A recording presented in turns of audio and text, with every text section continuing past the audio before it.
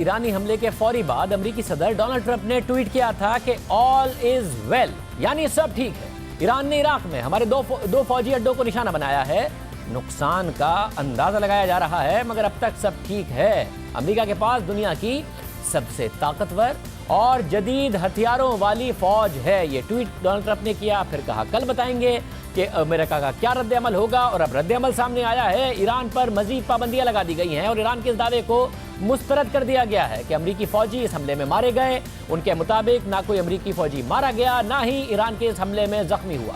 इस वक्त सूरत हाल यह है कि ईरानी मीडिया का कहना है कि 2 अमेरिकी बेसिस पर 22 रॉकेट मारे गए, जिसमें 80 अमेरिकी मारे गए हैं और कोई मिसाइल रोका नहीं जा सका। अमेरिकी हेलीकॉप्टर्स और फौजी साजो सामान को भी सख्त नुकसान पहुंचा है, मगर किसी ने भी अब तक ईरानी दावे की तस्दीक नहीं की है। ट्रंप ने कहा है कि कोई भी जानी नुकसान नहीं हुआ है। अलबत्ता हमले के बाद ईरानी रहनुमाओं के जो बयानात सामने आए, उससे ऐसा लग रहा है कि ईरान ने अपनी अवाम को मुतमईन करने के लिए ये कार्रवाई की है ताकि अवाम का गम और गुस्सा कम हो। CNN के मुताबिक ईरान ने ऐसे वक्त में इस तरह से कार्रवाई की कि नुकसान कम से कम हो। अगर ईरान चाहता तो बहुत से अमेरिकी फौजियों को निशाना बना सकता था, क्योंकि इराक में ऐसी अमेरिकी बेसिस हैं जिन्हें निशाना बनाना आसान था, मगर ईरान ने इराक में एक ऐसी एयर बेस को निशाना बनाया जो बहुत बड़े रकबे पर कायम है और आबादी से दूर है। इसके अलावा ईरान पहले ही इराकी फोर्सेस को खबरदार कर चुका था कि वो अमेरिकी बेसिस से दूर रहें, और अमेरिकी हुक्काम ने भी अपने फौजियों को मुमकिन हमले के हवाले से खबरदार किया हुआ था। CNN के मुताबिक ईरान की कोशिश है कि कशीदगी में इजाफे के बगैर अपनी आवाम को मुतमईन कर दिया जाए, और अब तक ईरानी कोशिश कामयाब होती दिखाई दे रही है।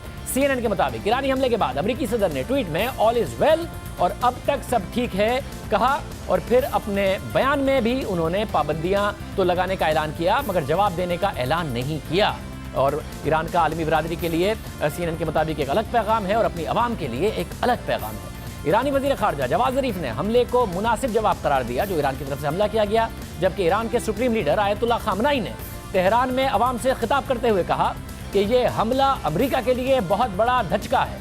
जबकि दीगर ईरानी रहनुमाओं ने अपने बयानात के जरिए पैगाम दिया कि अगर अमेरिका मजीद कोई कार्रवाई नहीं करता तो अब मजीद हमलों की ज़रूरत नहीं है। CNN के मुताबिक आगे क्या होगा ये कहना तो मुश्किल है, मगर इस वक्त जो सूरत हाल है वो बिल्कुल वैसी ही है जैसी जनरल सुलेमानी के कत्ल से पहले थी।